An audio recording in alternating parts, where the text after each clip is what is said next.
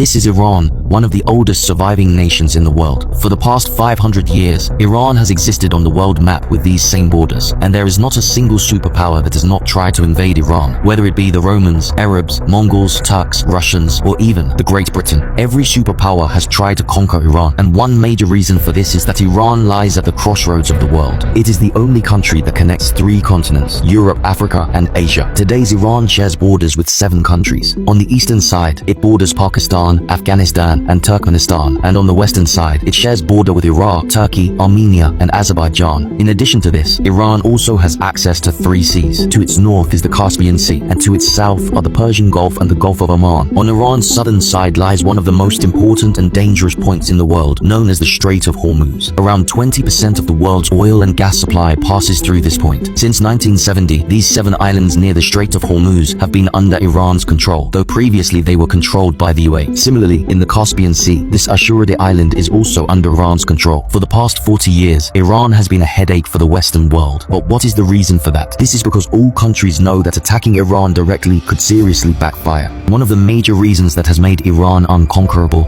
is its geography. In today's video, we will explore how Iran's history, geography, and proxy wars have made it so powerful and nearly impossible to conquer.